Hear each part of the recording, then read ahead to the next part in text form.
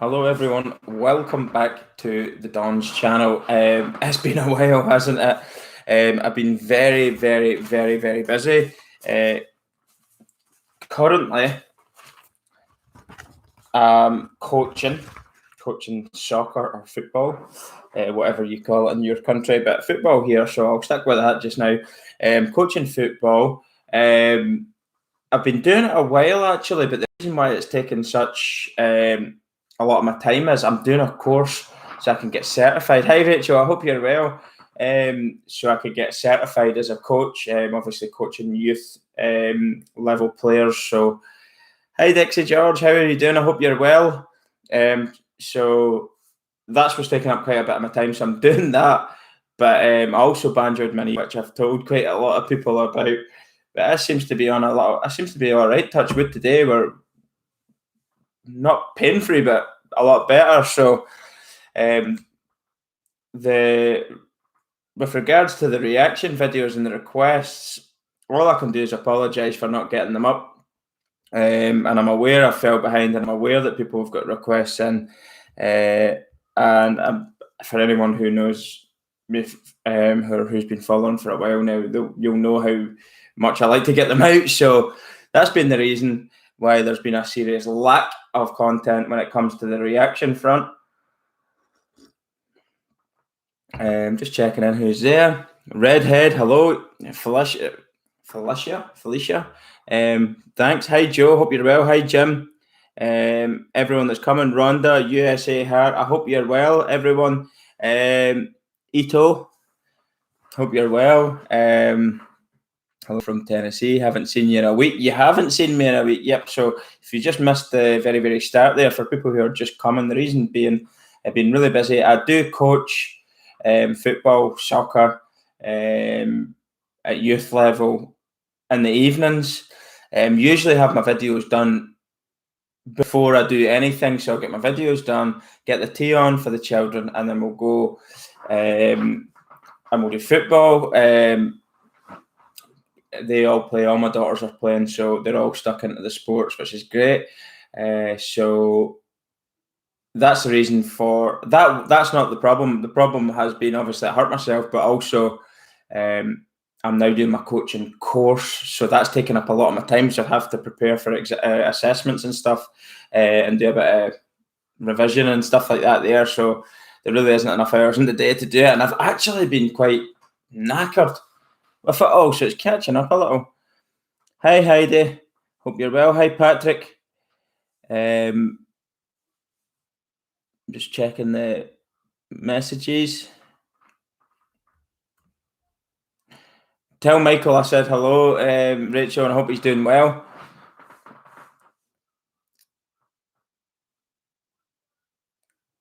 Patrick, my neighbour. I don't know if someone's your neighbour. Actually, I put the message up of obviously getting a new patron, and somebody says that's crazy. I grew up with them, and they follow the channel as well, and they obviously didn't know each other. Well, they didn't know each other was following the channel, so that was quite funny to see that.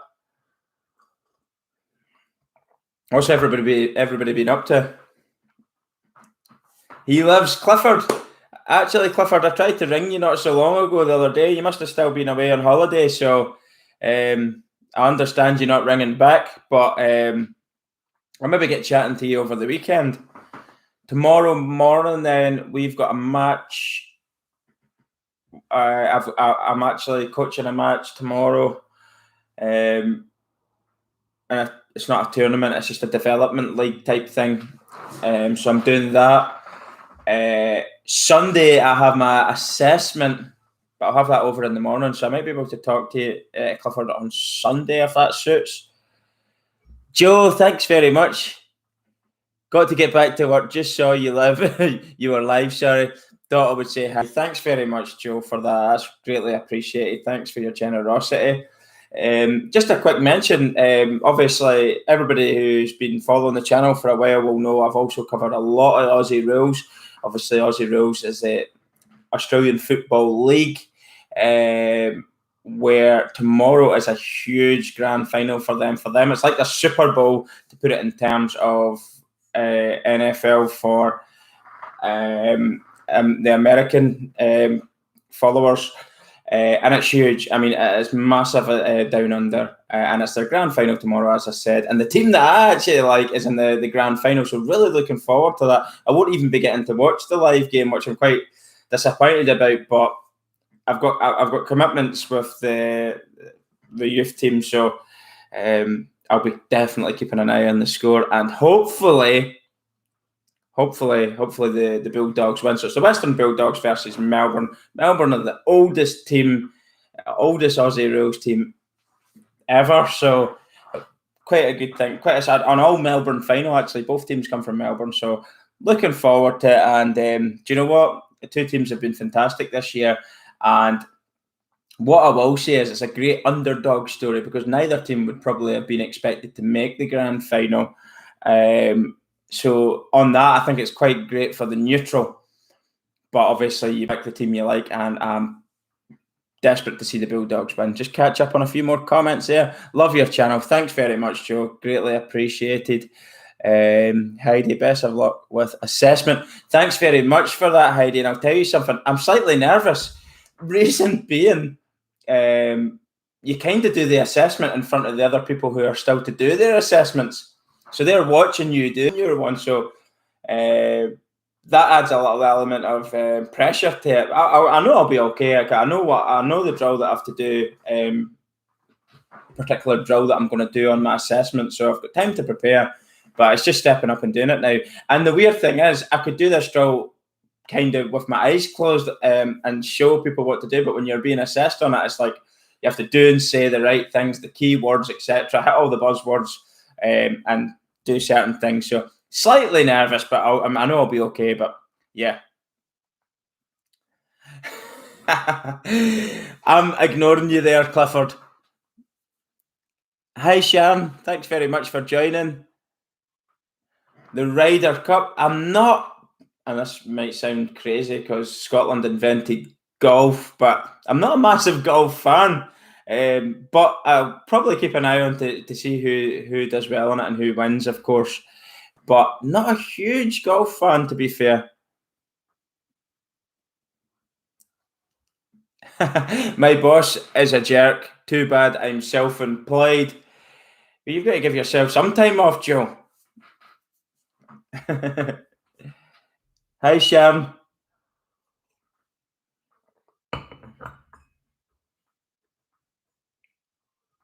Sharon George, Dixie George, I'm looking forward to seeing this. Sharon, are we kin? Possibly.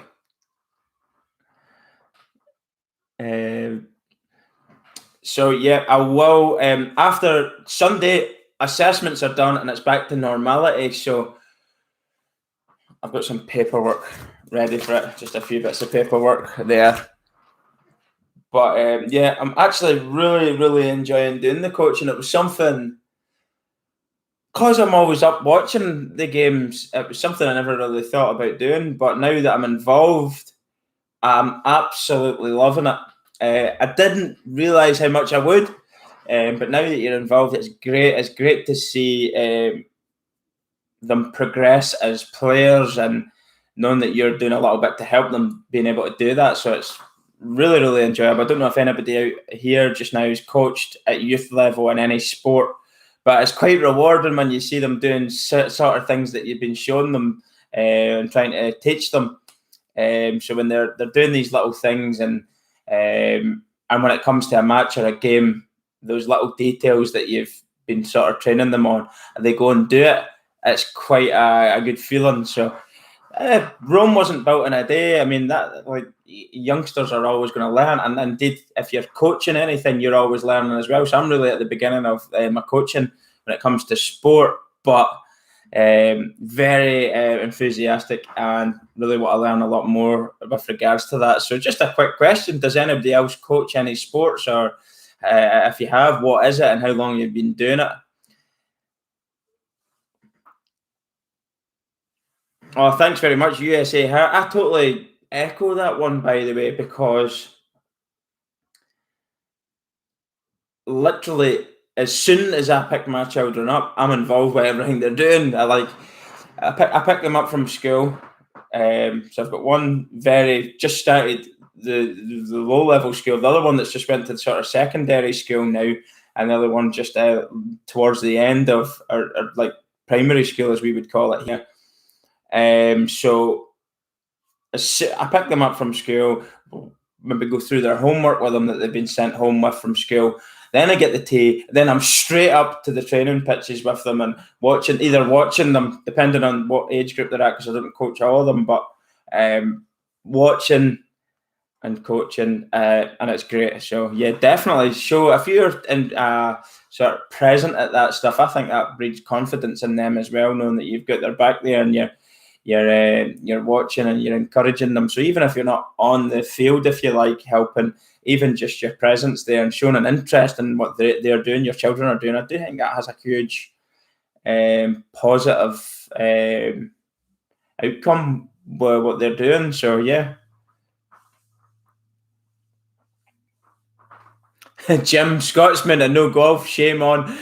Probably my sort of interest in the golf would be in the golf club at the bar, maybe while they're all going down and playing. I'll be drinking at the bar. Maybe if there's a bit of music on, get up and have a bit of a dance and a drink in the golf club. Maybe a meal through the day as well, maybe a nice meal or something like that. That would be my involvement at the golf.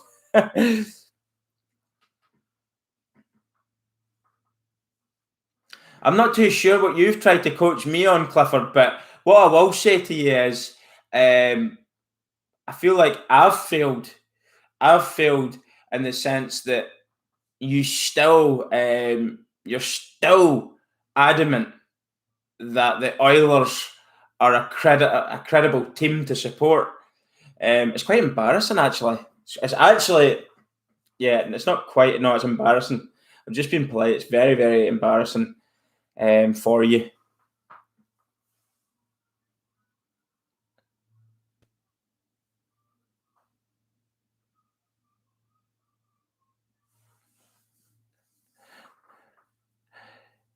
I need to watch some rugby. Shan, I don't know. Of course, I reacted to, and I know rugby's not big in the States. Of course, a lot of people here from America in this live stream just now, but I do have a lot of subscribers from different parts of the world as well. But right now, we're talking to mostly Americans and a couple of Canadians. But rugby's not massive there, but what I will say is they actually are okay, the US rugby team, when they go to the World Cup. They're not a bad side. And I think you've seen my reaction video. If you haven't, I've done a reaction to how patriotic the rugby players are singing the US national anthem. And also the crowd, they really get into it. And rugby is definitely a sport that is pro national identity. They're big into the anthems. And everybody sings it. Rugby crowds are some of the best crowds for singing each nation's national anthem, and everybody does it with pride and at the top of their voice as well. So it's really great, and that's where you see a lot of them. And it's possibly not something a lot of Americans are aware of, but certainly the rugby, as I say, not a huge sport, but definitely the US are improving over this last while. If you follow the sport, they're no mugs. They're not going to get embarrassed by any stretch of the imagination. And they've probably got a lot of while to go before they could compete at the top end of the World Cup, but they're definitely not making up the numbers. They're a good side.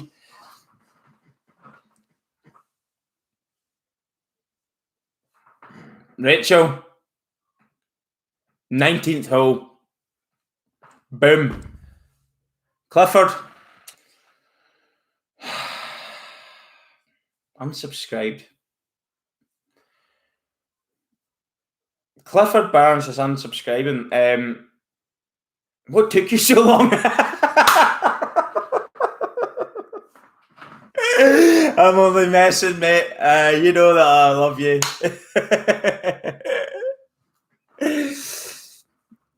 You're forgiven.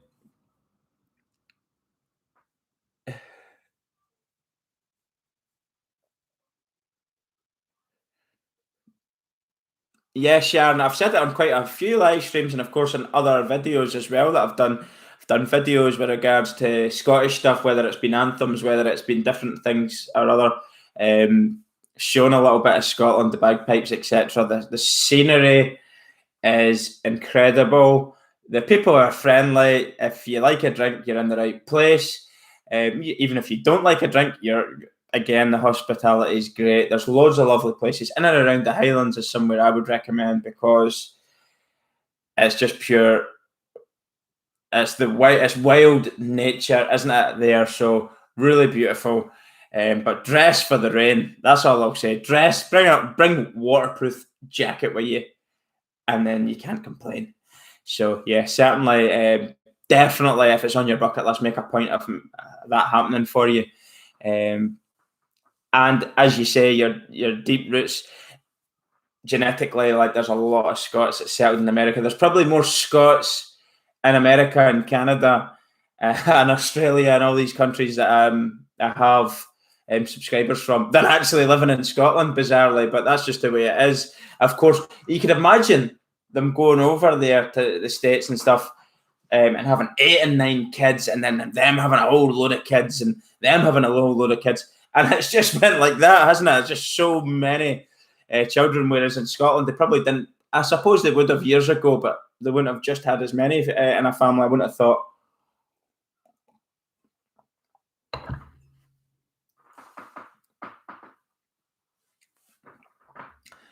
I've missed comments. I think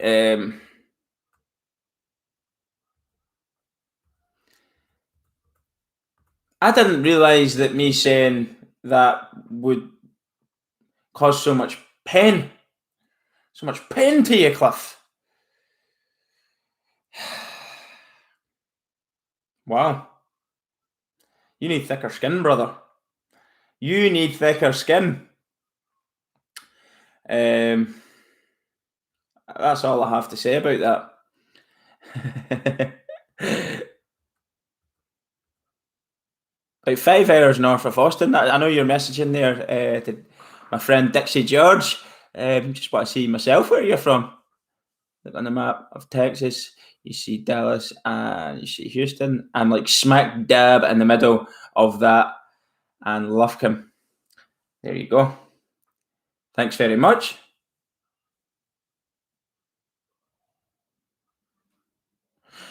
Boom, Heidi's just confirmed exactly what I've said. I'm not too sure if you've actually visited yourself, Heidi, but yeah, like Edinburgh. My wife's obviously from Northern Ireland, so when we go over and visit my family in Scotland, she loves to go to Edinburgh. I mean, it's a decent enough city for shopping as well. If you're one of those people that likes going around and shopping, it's okay. If you like eating out, it's great. If you like getting a drink in the local area, it's good as well. It's great. But for historical, like obviously Greyfriars Bobby, you see all that stuff. You see Edinburgh Castle, the Royal Mile, the old cobbled roads, the ancient buildings all the way around. You can do the Edinburgh Dungeon tour and go down the dungeons of the old city. But I think the tour bus is pretty good as well. I've not actually done the tour bus of Edinburgh, but you can get round Edinburgh because people might think, oh, a big city. No, it's actually a reasonable size city. You could probably get in around the whole place in a couple of days. You'll have seen quite a bit of it and then venture out further because there's so many lovely places in and around Edinburgh as well. But that's my wife's favourite city to visit in Scotland. I prefer Glasgow because it's a little bit more lively. It's a little bit more for the young team, if you like. A lot more things to do on an entertainment side of things, but certainly for beauty, I would go with Edinburgh and that. And that's not to say Glasgow doesn't have its own beautiful parts, because it really does. There's a lovely, now you go museum, but Kelvin Grove Art Gallery and Museum is just amazing. Love it. It's in Glasgow. And the thing about the UK is, I don't know if it's the same in the States, but all museums are free in the UK. So all you do, if you like, is just put a little donation in a box, but you're not obliged to do that. It's just for the upkeep of the museum and stuff like that. They are keeping everything in good condition. So most people leave a donation, but it's free of charge to go in all around all the museums. My favourite museum I've ever been in my life, though, has to be in London, the National History Museum, or Natural History Museum, in London. Wow, blow you away. London as well. I just want to put this out there. Obviously, being in England, me being a Scotsman, you think, why is he bigging up England?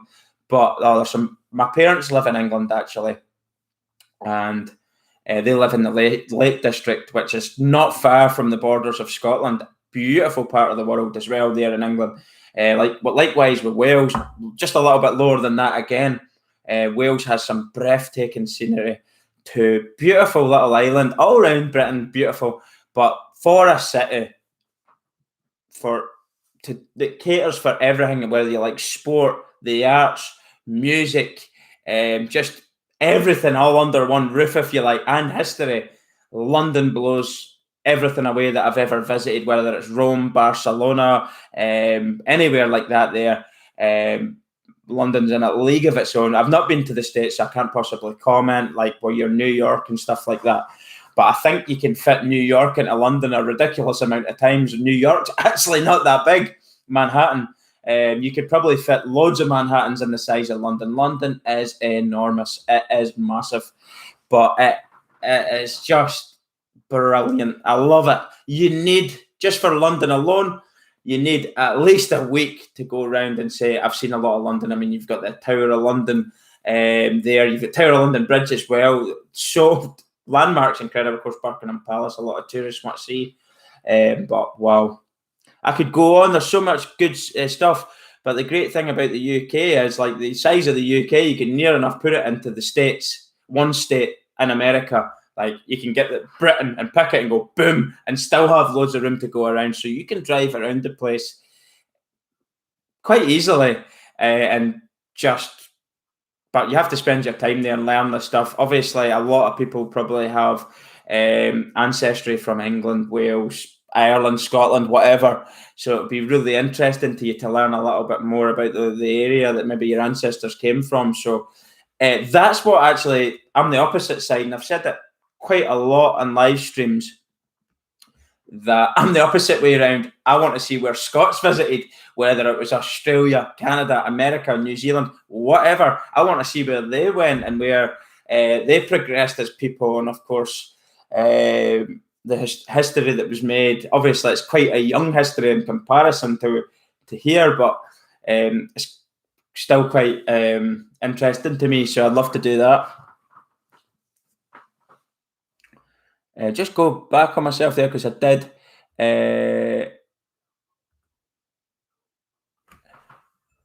You heard Calgary's only Stanley Cup is in the dungeons of Edinburgh.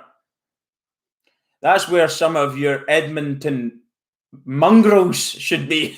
The mongrels of Edmonton should be scurrying around like little gargoyles in the dungeons of Edinburgh. Even the gargoyles would be disgusted at how ugly they were. Hey Dylan, mate, I hope you're well. I was just talking about the grand final tomorrow. Of course, we know Dylan's a Port fan. I like the Bulldogs. Port were beaten by the Bulldogs in the preliminary final, which is the round before the grand final. So Dylan's a huge Port fan. Port are a great side, just a bit unlucky on the day. I think maybe the occasion got the better of them, but Port, great side. Could have been a worthy competitor within the grand final itself as well. But obviously, I'm sure Dylan will be watching the grand final. First time it's actually going to be held in Western Australia, in the Optus Stadium in Perth. So that'll be quite interesting. I think it's about a 60,000 seater stadium, and I believe it'll be to capacity. So it should be quite a good thing for everybody to watch if you can. So check it out. I'm not too sure what will be your local time, but I'm sure it'll probably be on Fox Sport or something like that there if you want to watch it. I think you'll enjoy it. Courtney, hi Courtney. I've just seen your name there. I don't know if I said hello to you. So hello, Courtney. Yeah. Obi Kim, how are you doing? I've never seen you as well. Dave, just going back. Patrick, Brian, hello. Hello to you all. I know I've missed a few people there. Oh, so looking skinny, you said anyway. So actually, to be honest with you, I put on a wee bit of weight this last week, but I did lose a bit of weight. I lost a bit of stone and a half. I don't know what that is in old money or new money, but I lost a bit of stone and a half of weight over the last few months, and I've put a wee bit back on. Probably because I've been sitting on my backside, unable to walk properly, and just eating crap. Absolutely love the Highlands and the history. Oh, beautiful, honestly. Beautiful. Done guided tours, fantastic. And you know what? It does actually make it all the better, because if you do a guided tour, you're actually getting told a lot more about what you're looking at, rather than just going up and going, oh, there's a castle, that looks great, I'll get a photo there. You're getting the, yes, for a guided tour, you probably have to pay for it, but at least you're painting a picture of what it might have been like, who lived there, what sort of battles that might have happened, etc., etc. So guided tours are recommended when you're doing something so old. Maybe your kin or your family, your ancestry might have been from that particular area, and you could maybe ask, oh, such and such a name, my surname's this, were they in this battle, or where would they have been in and around this area? And they might know, the tour guides might know, they might be well versed in that part of the world, so they could tell you, and that could be interesting for you. So guided tours are worthwhile. Yeah, tour buses are great. You can get on and off where you like. So if you stop at a landmark or one of the stops, say it's a sports venue, stop here. You can get back on and join a later tour bus. Doesn't need to be the same one, and go around and see the parks and get on and off as you please. So they're a good thing, aren't they?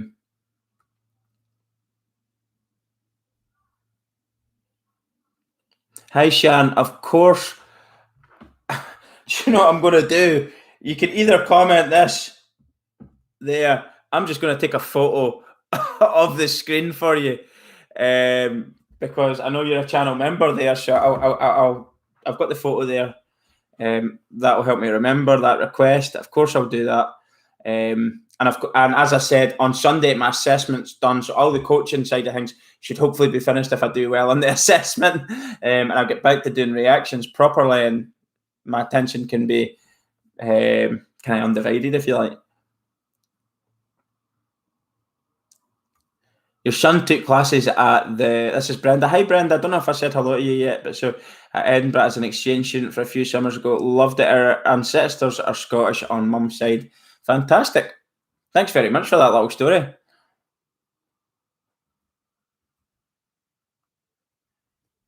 Sharon. Oh, it's jumped away down. Sorry if I've missed your comments. I'm going to have to catch up to the start here.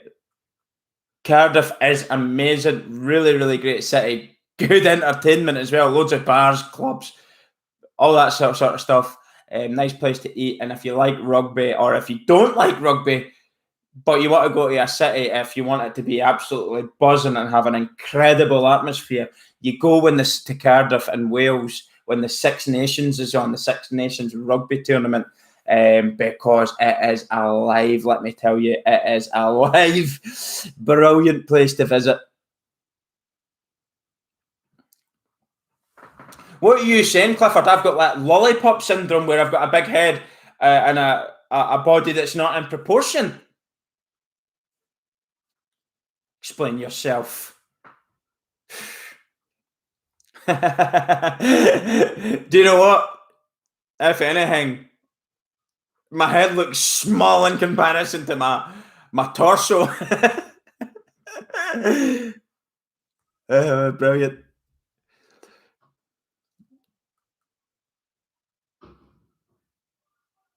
So you've been all round, Heidi. That's great.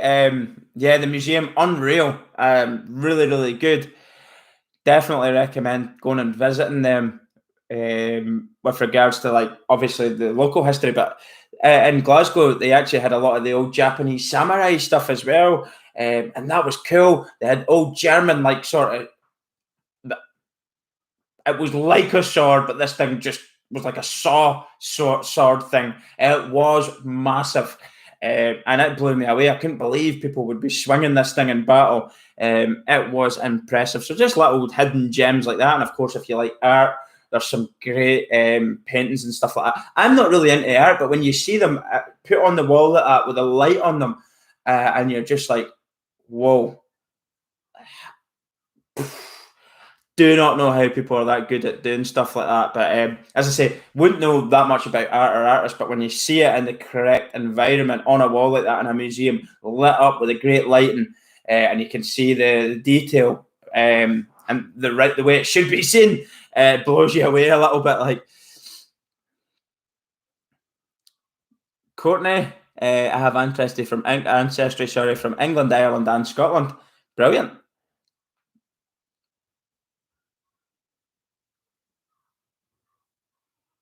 Laurie, that's quite an interest. Scots Irish, of course, Ulster Scots would be this part of the world I'm living in now, like Northern Ireland. That's the sort of area you would have your ancestry from. French, obviously, France, English, Cherokee, and Blackfoot. That is cool. And I know there was an awful lot of that when the Scots were settling, the Ulster Scots were settling. They sort of, what's the correct term? I don't know what the correct, but they reproduced, if you like, with the sort of Native American people there. And I know there was a lot of Cherokee and Blackfoot as well where that happened. So it must have been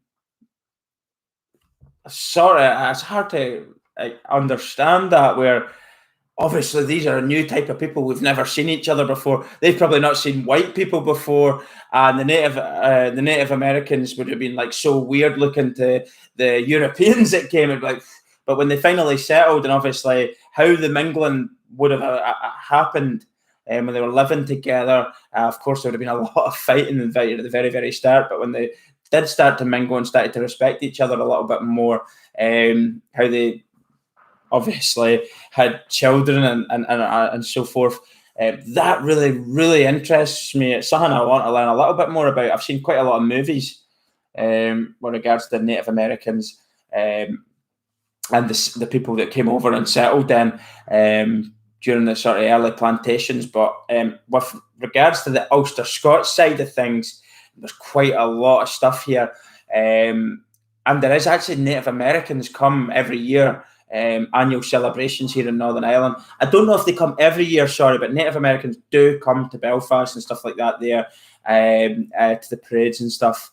And it's just great to see them in all their original sort of clothing. And I just am fascinated by it. So I'd just like to learn a little bit more about those cultures, you know.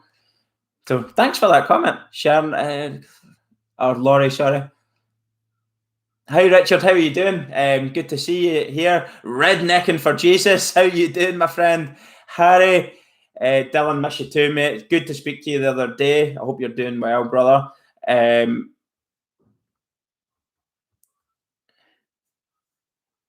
just jumped away past all my comments again, so I'm having to... I know I'm falling behind a little bit here with regards to the comments.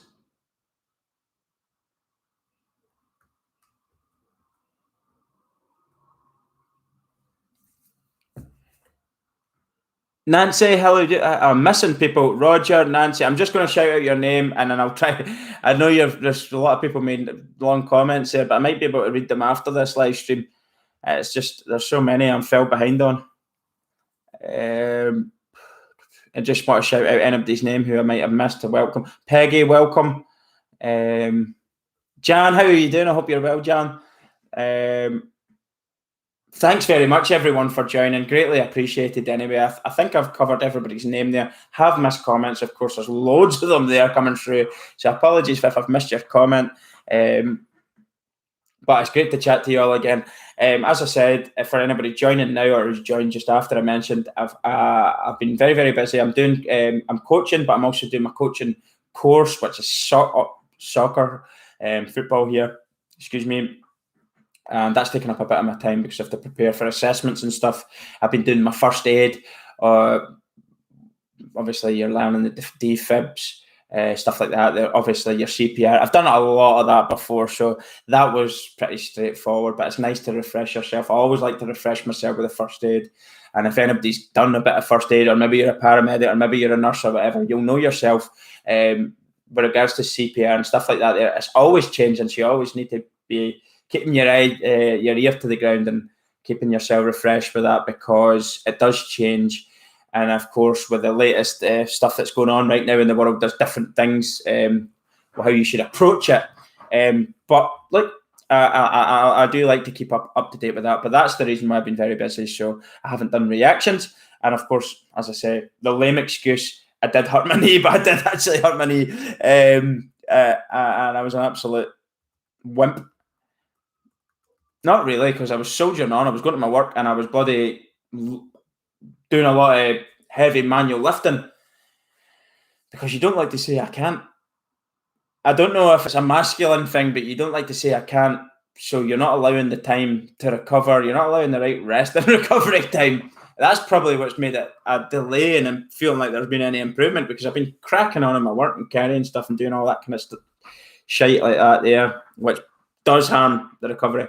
Clifford, thanks very much for the donation. It's popped up at the top. I haven't got down to it here. Thanks, Clifford, as always. You did write a comment. A Scottish expert on hockey. Well, I'll have you know, Clifford, my friend, without the Scots, your love affair with hockey on ice would never have came about, and you know that all too well.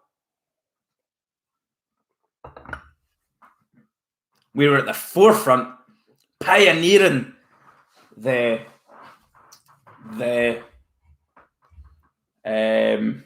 invention of the great game of hockey. And of course, now you've got the NHL, the league's brilliant, National Hockey League, which is actually international if you think of it, with Canada and America.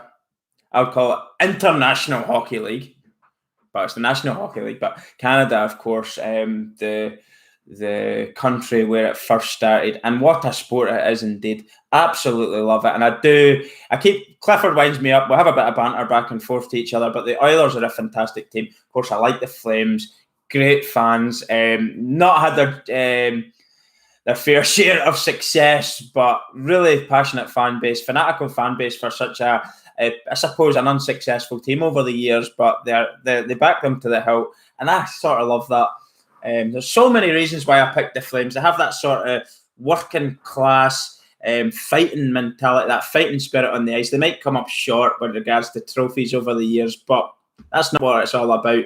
Oh, do you know what? I love going to the sporting events, even if you don't get the result and you're singing and you're giving it everything you've got. I love that there. Back your team to the hilt, no matter what. Win, lose or draw, you should be supporting your team. And I suppose that's something Clifford struggles with, because obviously being Oilers, they've had their fair share of success. Now he'd be crying like a little bit of a baby if the Oilers don't do well, whereas we're real supporters.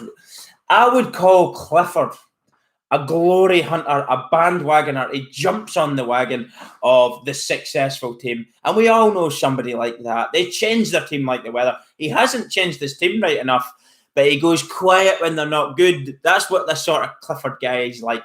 See, if they're not doing well, he's like, oh, he hides in the shadows, whereas maybe in Flames, you shout out, you're proud of your team, no matter what. Even if they were right down the bottom, you're proud of your team. Clifford's not so proud. But there's nothing, that's what I'd come to expect of. That's just, it's in their DNA, if you like, of the Oilers. Yeah.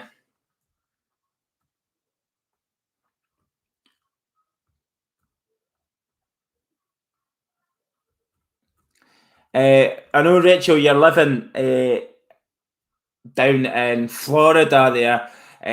There was a team, obviously Tampa Bay, but Tampa, I used to go on them on the old PlayStation years ago, and Tampa always ended up in fights on the ice, and that's why I always went them, because I love boxing folks' heads off.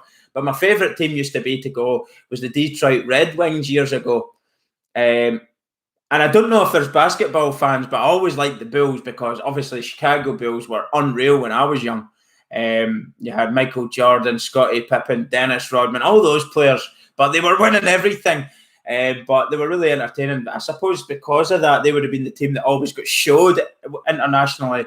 I've never had an NFL team, so I need to get one of them. But I'm actually swaying away from the NFL and towards the college football. I find their fan bases to be more intense and more passionate, actually, than the NFL, which is strange considering it's professional, it's elite athletes in terms of the money that's in the game, the sponsorship deals, the all throws and all that that's through into the NFL. But I actually like the rawness of the college football a little bit more, I think. And the fans seem to be a little bit more vocal. And there seems to be a little bit more genuine rivalry in the college football, rather than the NFL. I think they're sort of manufactured clubs, or as you would call it, franchises, which I despise the term franchise. Franchise to me has to be identified this way. If I'm going to take an old football and institution in England, like Manchester United, let's say, for example, Manchester United actually have the Glazers. They're owned predominantly by American businessmen that would actually love nothing more than to turn Manchester United, who are a footballing institution, a club, a supported club that represent a community of people over the 100-odd years that they've been going, for a businessman to come over from the States, not understand that and say, franchise, we'd love our team, our franchise to play in America, to play in Dubai, to play in Tokyo.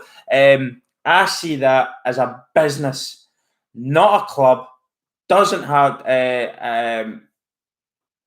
represent the hardcore emotional element that sport has with its community, with its fan base. That is purely business. That's purely commercial. And I despise the term such and such a franchise because it makes my skin crawl. It makes me cringe. You're not a franchise. If you represent your city, your town, your local community, you're more than that. That's what it should be. You should always be representing where you come from and have a relationship with that. And it shouldn't be about how much can we sell a shirt for, how much can we make them spend on a ticket, at maximum profit, milking the fans for all they're worth and having no relationship with the actual fans. Then I would call that a franchise. If that's what you want and that's what you want for your sport, go that road. But for me, sport is about the people. It's about the youth coming through. It's about connecting with the community, doing programs for the less privileged within the community, whether they've got learning difficulties or disabilities, maybe even getting involved in local cleanup. Maybe you're living in an area that's slightly run down, there's drug problems or there's unemployment problems. What could an NFL club be doing for that? These athletes, or so-called athletes, are earning a ridiculous amount of money.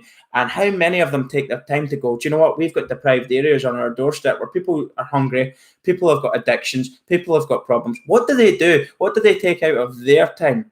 What do they take out of their time, their day, to actually connect with the local community who would spend the last dime or the last, whatever you call it, their last penny on supporting their club? So to call it a franchise is totally disgusting. It's something that I would call the American businessman title, and not actually the working class people who support the sport. So get used to calling it a club, not a franchise, so you can divide the two, and then you'll actually be able to maybe build a sort of community and build a relationship again with these guys who run the so-called clubs, or they want a franchise, let them have their franchise. Just don't let them milk your wages. Go to the college football. That's my take on it. So that's one thing that I've noticed about college football. Seems to be a lot more people, oh, I did the Clemson football, and then I've got to say, people say they're like the Alabama team, and then you get to see a little bit more of the raw emotional attachment to the community, which I love. And that's what sport is. Sport's not about going, I'm great at football, I live in, let's say, Alabama, I'm going to go and apply my trade in Los Angeles. What? Yeah, fair enough, you're going to get a lot of money to do it, but at the same time, would you be wanting to play for the team you've supported your whole life in your local community? I think that means an awful lot. I still have that mentality in my head, representing the club you love, you've supported your whole life, and being able to be developed up through the ranks and representing them, stand there at your pride in your family, your community. Everybody's proud of you. They know you. They've watched you growing and developing over the years, and then to finally pull on that jersey or that shirt of your team, boom. That is incredible. And that club then has somebody that can go, born and bred legend of the club if they stay there for years. But you just don't have that with these franchise type sports. That's why I have a kind of a bit of a thing with the NFL as such, but college football is certainly something I think I would get on board with because of exactly the reasons I just said. Sorry to go on a bit of a rant, but it's just I want to make a little bit of a comment on my observation of the differences in the two. I could be totally wrong here. People could say, no, there is a community vibe within the NFL. Now, I haven't been to a game, so I don't know. But I feel that the richer the athletes get in the sport, the less connection because they become celebrities, they become idols rather than players representing a city or a community. They become a celebrity who's just high paid and does his job with no real emotional attachment to the people he represents. Just my 2 pence on it, as I say. But I'd be interested to hear your comments on the NFL thing. Does it lack the community thing, or is it there? Am I wrong? And I'm happy to be wrong because I'm interested in that, actually.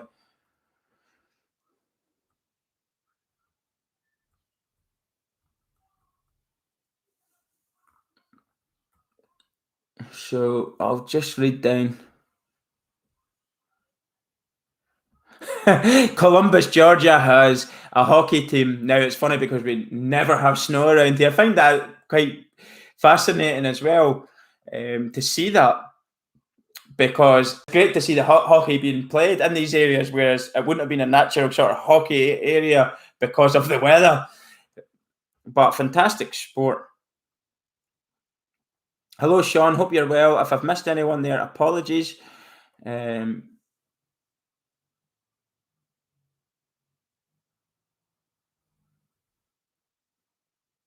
Rachel confirming college football is king around here. Roll Tide. Obviously, you're originally from Virginia, or West Virginia, was it? Apologies, I can't remember if you said Virginia, West Virginia. Anyway, Rachel, you're originally not from Florida, and that's obviously your team, so good. I know what you're saying there. Who cares about it? This is interesting. Who cares about the NFL? It's great to...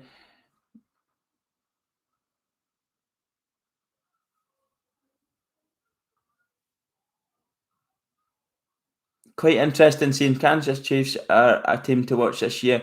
Kansas City Chiefs has a lot of... I know they won it, was it a year or two ago there as well, didn't they? They were the main team, but again, it's not a sport I massively follow. So my knowledge is not great, but I would imagine that they're probably going to be there or thereabouts, aren't they, to go on and do it again.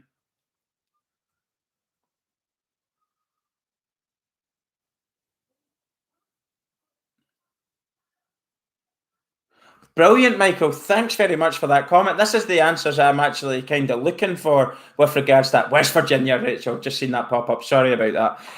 It's because I have other people from Virginia I'm talking to as well that are patrons of the channel. So it's just confused me there a wee second. So I'm partly wrong. Some NFL players do engage with the local community. I just think that even in England now,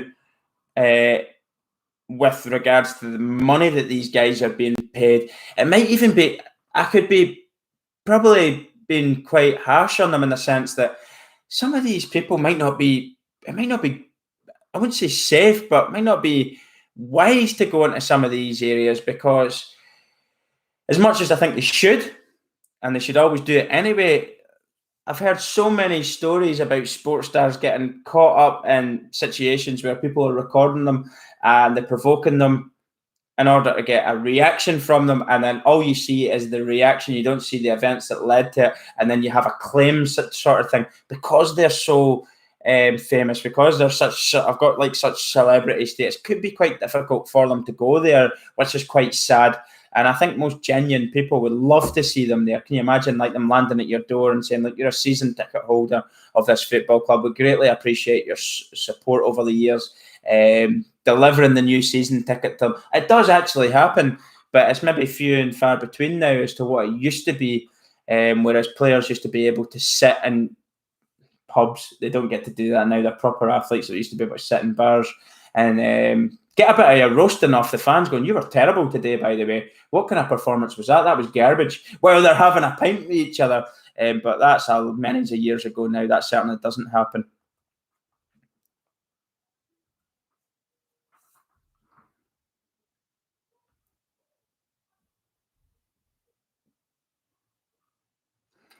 Obi Kim Stewart, I think you were asking a question. I actually seen it was up to about 100,000 for some of the college games as well. So it's incredible the amount they get. And it seems a bit louder. I could be wrong. But when you watch some of the games or the highlights or something, the crowd always seems a little bit louder actually than the NFL, bizarrely. Well, Michael, we have a saying here. Football is a gentleman's game played by thugs. Rugby is a thug's game played by gentlemen. And that couldn't be more accurate if it tried. The people in football can be quite scummy on the pitch, do things that aren't sportsmanlike, cheat at all costs, throw themselves down, con referees in order to kind of get decisions their way, if you like. Whereas rugby is played by gentlemen, they respect the referee on the field. They're probably quite well educated in good schools, and they've just been brought up to have manners and show respect to people in the positions like the refs on the field on the day. And that, as I say, a thug's game because they hammer each other so hard, but yet played by gentlemen. You very rarely see bad behaviour in the stands and stuff like that as well at rugby. So it's a good family atmosphere.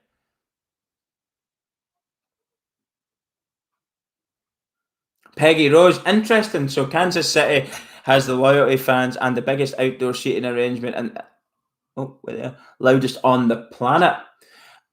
Interesting. Thanks very much for that comment.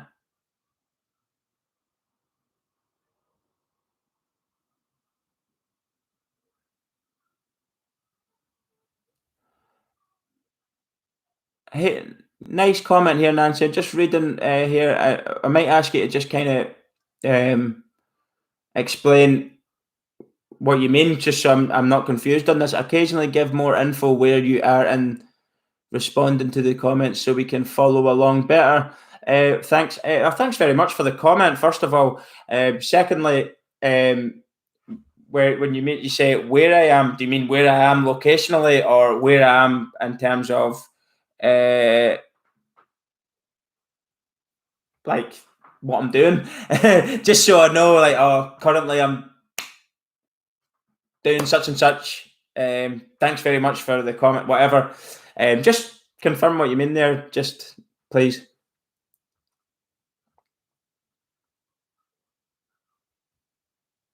Richard, well, I haven't grew up with American football, so I can't say no.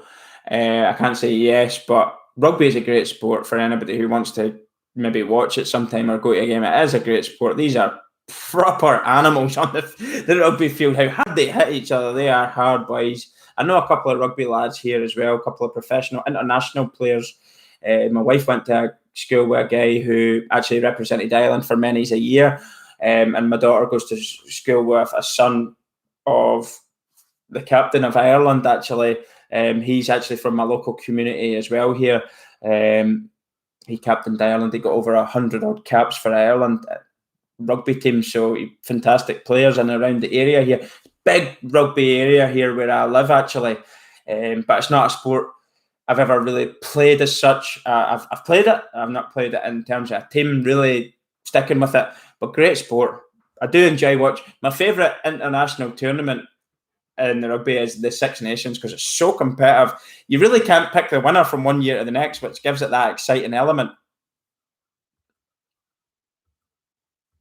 Oh, Nancy, who you're responding to? So actually make it like at Nancy.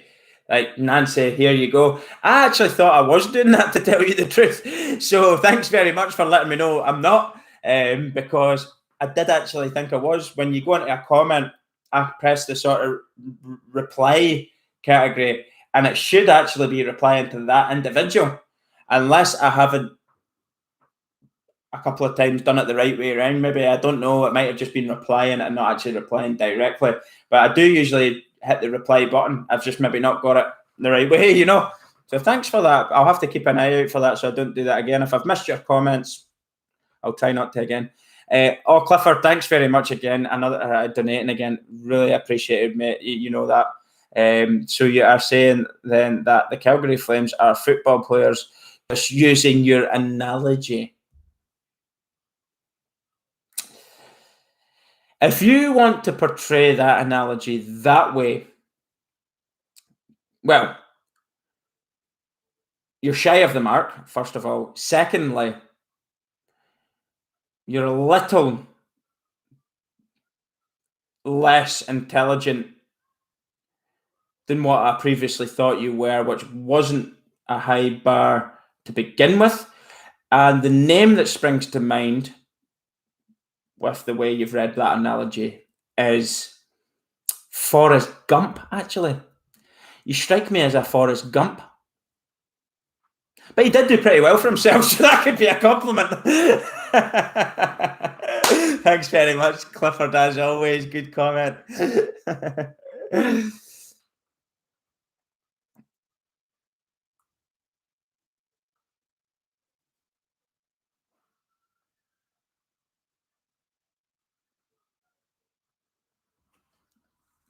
Interesting comment. Obviously, you've played both games, so you're in a good position to comment on you and have your opinion on that. There, it's interesting to hear, Richard, and obviously number 6 position.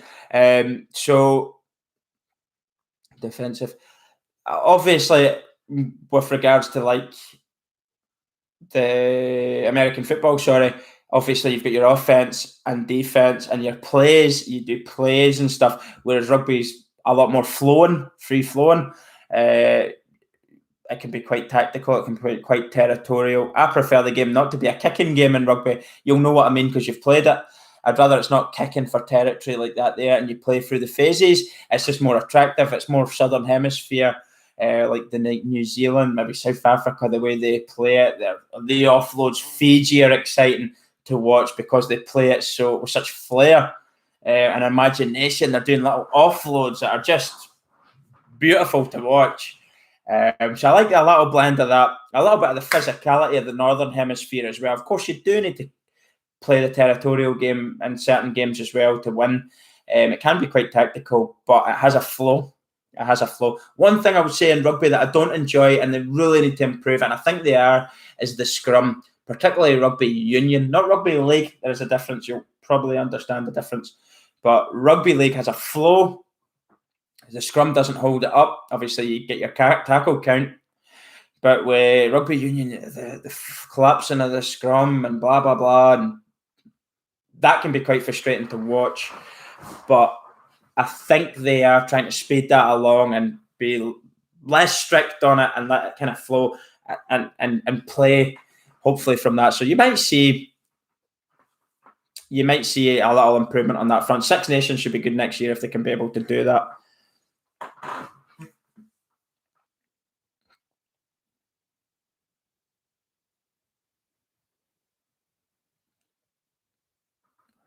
Okay, perfect, Nancy. I get you now. With regards to that, I'll try and tighten up my belt and improve on it. Yeah. I think I know what you're talking about because sometimes what you might get on some of my videos as well is a comment that's been on a video that's been on for ages. And I'll get it through and I've maybe commented and it's maybe not slotted into the right place, so it's relevant to that particular comment. So it could be actually a technical thing with YouTube as well. I can't rule that out. I get a comment through, it'll come up, say, could have been an old video a year ago. Comments come through on it. I press reply. To the best of my knowledge, I'm replying to that direct comment. Or I'm replying to that comment directly. Maybe that's not happening. It could be something technical as well. So we'll keep an eye on it. And hopefully it comes up and you get your comment. If I've tried to comment to you or somebody else, they'll get that comment. But it could be a technical thing. There is a lot of technical problems Thanks very much, Peggy. I love the patriotic stuff as well. Everybody knows where I stand with that.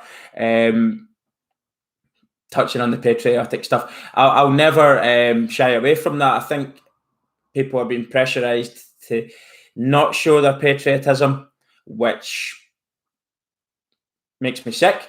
Why can't you be proud of where you're from? Why can't we celebrate our individualities, our nationalities?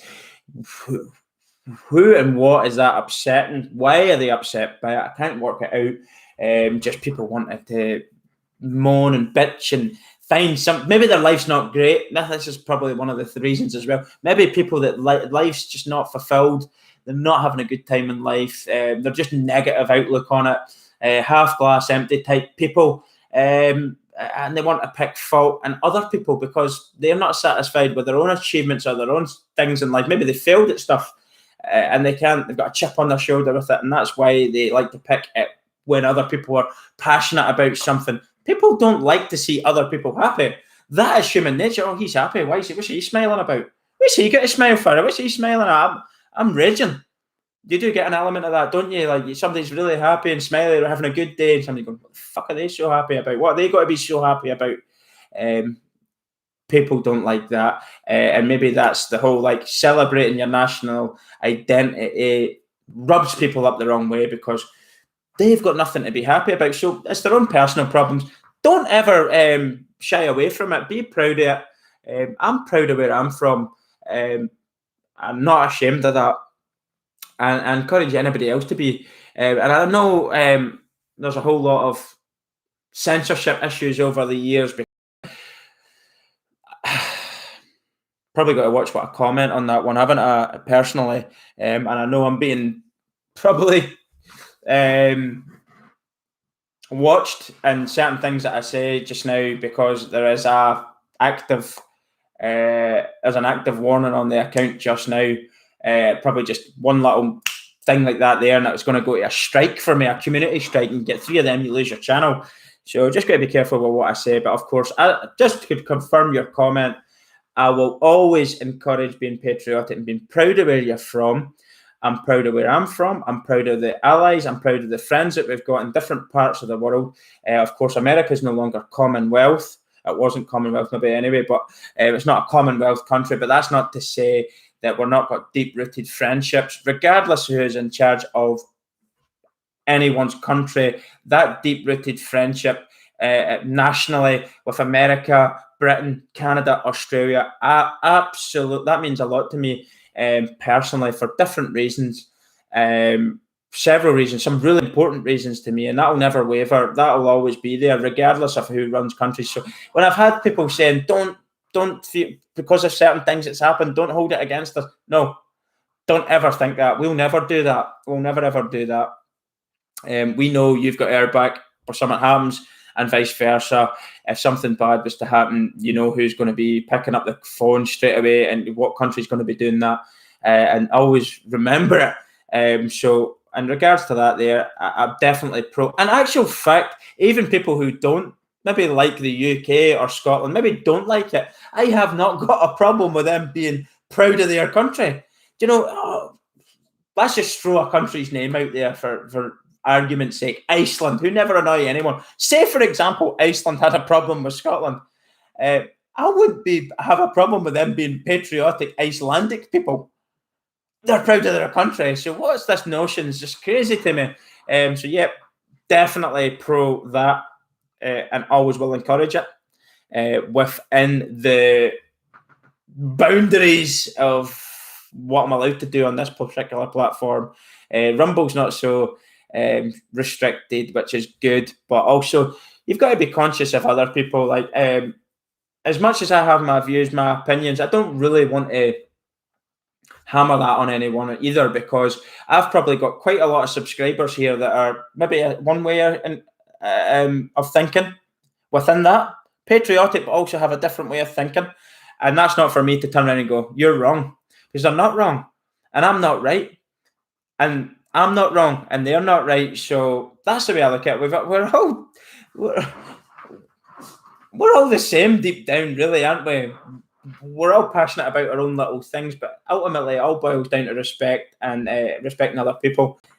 But certainly, I don't see why anyone should be offended because you put a flag up on your house in the morning. Maybe you've had somebody served in your family. Maybe you have served. Maybe you're proud of that flag, what that represents, and that means an awful lot to you. And you put it up in the morning and you take it down in the evening, or whatever your tradition is. Keep it going. Keep it going. There's certain things I would love to comment on here, by the way. I would love to, but I would get. I know for a fact I would get a strike because there would be people that go, "What are you saying?" There's a certain thing in the States right now that I've got an opinion on, and I always loved it, and it's been persecuted, in my opinion, wrongly. And I would love to share that comment, but I just know if I did that, it would be a strike. So I just don't. Just to let you know. So in terms of that, yeah, it won't waver. It won't falter. It'll always be the same. It'll always stay. I'll stay true to my own. The day that I change is the day I close the channel. That's all I'll say to you. The day I change my personality to suit YouTube's will for their platform is the day I'll close my channel, because there's no longer honesty. There's no longer honesty. There's no longer. I can no longer be genuine. Like my reactions are genuine to what I feel from it or what I see from it. They're genuine. Whether it's a music video that's about, whoa, I've touched on some. You'll all know when I've done reactions to songs or music videos that are quite hard hitting. I am literally watching that for the first time. I'm not one of these reactors that go, right, let's watch the video first, gauge what it's about, gauge what I can comment,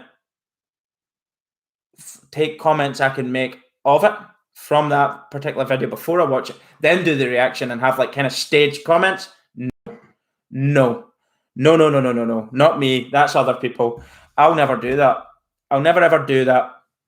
The reason being, if somebody wants me, I've got patrons that request songs that mean something to them for whatever reasons, personal reasons possibly, and I want to show the respect to the patron, to the subscribers, and the reaction.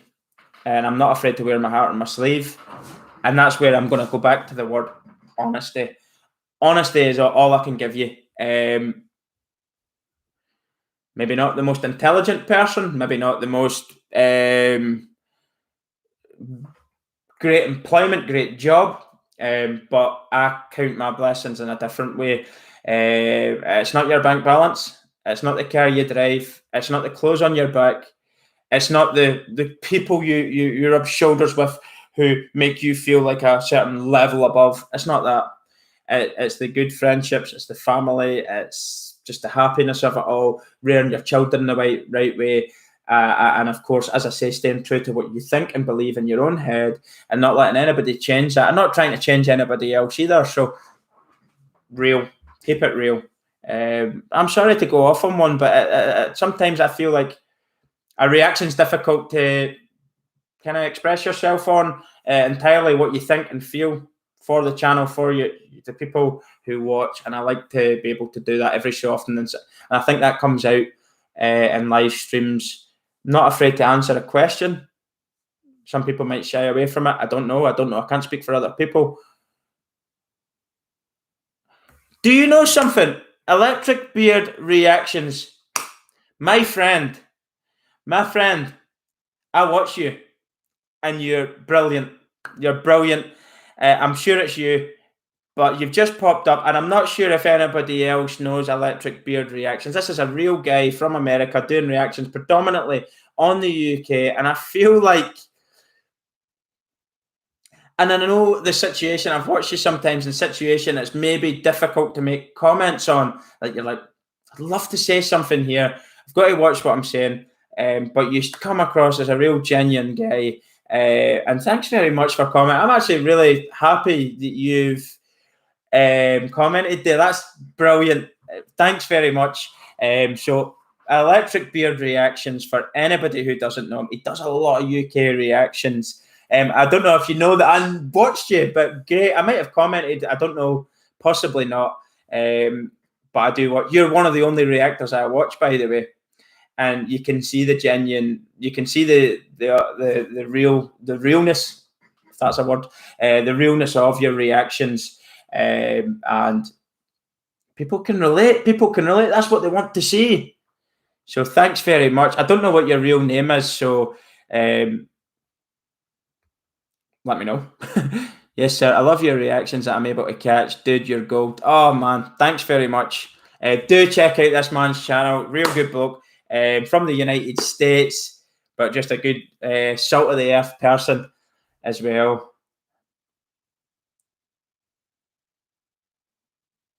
Yeah, it'll be Kim, and that's a good thing. A lot of people, it's not their first rodeo. They're coming on and they're watching reactions, and you're watching comments, and you're watching live streams.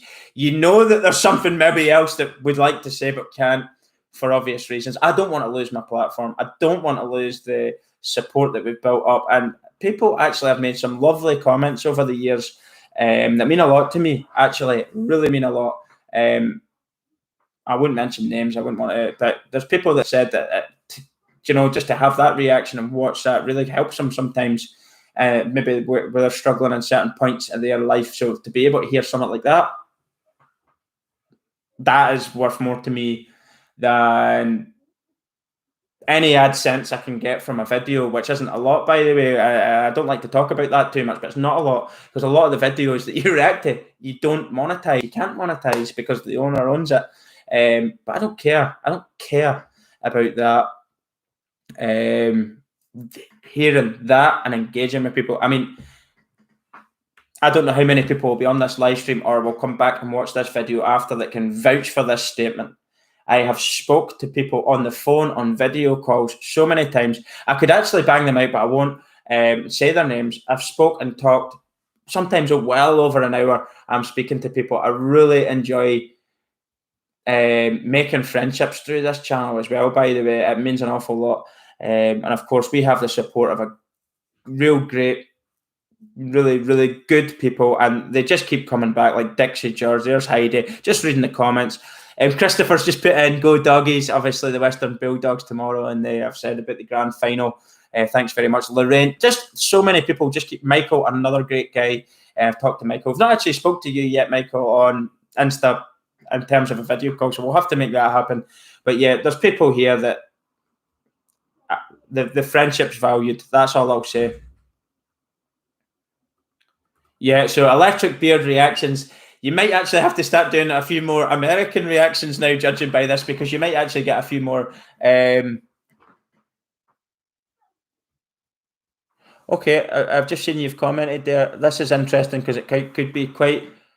There's quite a lot of people mentioning your channel now, so do check him out. Honestly, I don't know if a real name is Alan. I suggested one on your videos on YouTube. I don't watch many reaction channels either. I kind of hard to once you start doing them yourself. I know that once you start doing reactions, you know yourself, and then maybe one gets pulled from YouTube, and you've spent loads of time trying to upload it, and you're like, well, I'll put it on another platform such as Rumble, which is always pretty good. It takes up an awful lot of time. That does take up time. So actually, in terms of watching other people, maybe you don't get to give other people the support that maybe they could be doing with as well. So have you had an increase in blocked videos recently? Yes. Anything done on a music video sense. I don't know if you're doing music videos or if you're doing. I know you've done Only Fools and Horses. Great.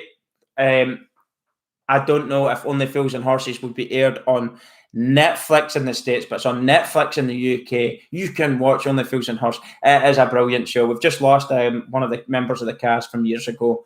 He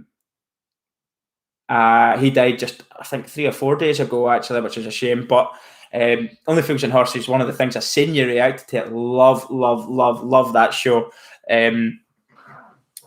But yes, anything that's a music video done by Vivo, if you react to that, it is getting pulled all the time now.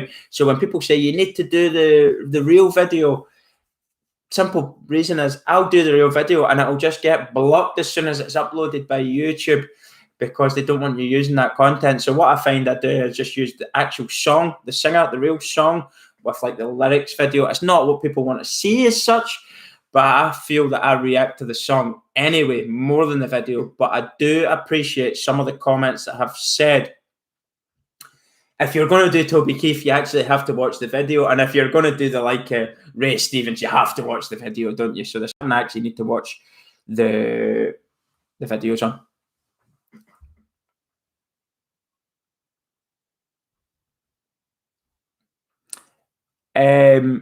Would love to see videos about your experiences working with Allied troops. Of course, now I've spoke directly on the phone to quite a lot of people about my experiences with different countries, actually, in terms of who I worked with when I was in Iraq and stuff like that there. So, as I say, it means a lot to me that if you've served your country, you get my respect regardless. And that goes for the Iraqi guys. I mean, my regiment actually fought these guys, and the next year we were training them, and I spoke to them. And most people would go, "Did you not want to kill them, or do you not want to do this stuff?" That's the instant reaction. They're the enemy. No. Yeah, in the war, yeah, they would have been on the other side of things. That doesn't mean I dislike them. I don't have respect for them. If you're willing to put your life on the line to serve your country, you have my respect, and that goes for the Iraqis, not the paramilitary groups or the groups that came out after. No, but if you're serving your country, that and fighting for that, then you get my respect. But yeah, so our guys fought them in the war, and then the following year, I was actually training the same guys who fought my regiment in the war for Iraq. And do you know what? I got on with some of those men a lot. Not great English they had, but through the use of the interpreter, I wouldn't say we made friendships, but I really did get on with them. And you do have respect. I mean, anybody that's willing to go and potentially die for their country, what bad can you say about them? Regardless of what you think of the country they're serving. If that makes sense to you.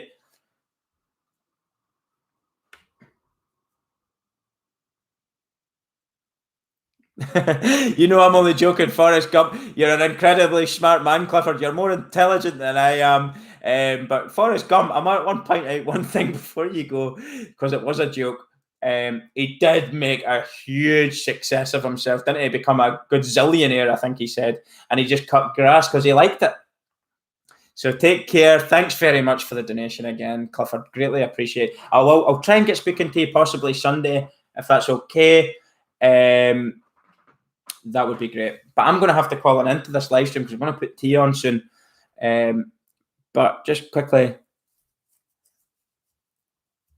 Michael's comment, interesting, kind of worded it a little bit better than I did. The military does not fight because they hate the ones in front of them, but because they love the ones who are behind them. It's an old saying, but let me tell you, it's accurate. It's accurate. Whether that's the ones at home, whether it's the ones that you're with, that you're fighting with together, behind you, like to that, got your six. Yeah, 100%, 100% accurate. All sorts of feelings, thoughts, and emotions go through your head, and they're heightened. All these senses are heightened in conflict and wartime. Hate isn't something I honestly ever felt. That's not to say you would use the absolute purest of aggression if you had to at a particular time, because of course you have to. This is about this. It's not pretty. It's not a pretty thing. But you're going out there to do your job to the best of your ability and as aggressively as you possibly can. It's not nice. It's not nice. But hate is not an emotion that I would ever have felt. And I can say that in my heart of hearts to be true. And I would go as far as to say that would be the same for near enough everyone. Now, there's a difference, but as I say, between war and then acts of terror. If you were coming up against those things, it would be very difficult to control that anger, possibly that built-up feeling of hatred over that. And that is understandable, because usually acts of terror are cowardly acts, murderous acts, and it's innocent people that usually get caught up in it. So that actually does breed that. That's separate from war. You need to be able to distinguish the two. So in terms of fighting on a battlefield or fighting in a war zone, no hatred, in my opinion. Is there any way to contact you outside of YouTube? Yes, of course, Alan. Instagram, the Don's channel. Go on the Don's channel. If you do me, I'll follow you back, and we can chat at some point when we're both free. Time zone, obviously different, but if we can get something that works for two of us, I'm more than happy to talk to you. Because yeah, I do like your stuff, and you do seem like a great guy. So that would be brilliant to be able to do that, Alan.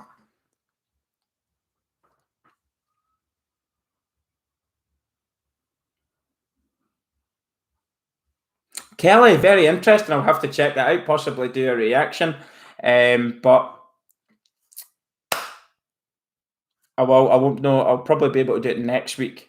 Anyway, I'm going to have to go now, everyone. To everybody who donated there, thanks very much. To patrons, channel members, subscribers, people who are new, thanks very much for an enjoyable live stream. I really enjoyed chatting to you. It was great to talk to people who I haven't spoken to in a while as well. As I say, building up friendships through this, it's really important to me to be able to do that.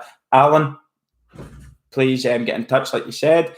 The Don's channel on YouTube or on Instagram, sorry, and I'll private message each other, and we could possibly even talk, which would be nice. And everybody else, thanks very much, and I'll see you all soon. Take care. Have a great weekend, by the way, if I never mentioned it. So the evening here for me. I just got your thing through, Alan. Thanks very much. I just seen it. It came up on my watch. I get alerts on my watch. Ooh, fancy. This watch is old, but it still does that. It was actually more for doing, like, I used to do marathon running, like run marathons. And I got that there for, training, for helping with my training. It's Garmin that makes Garmin. But it actually was one of the very first smartwatches, I think. I don't know, but it's probably quite basic, but you get your alerts through anyway. So anyway, that's enough of that. Thanks very much, everyone, and have a great weekend. Stay safe.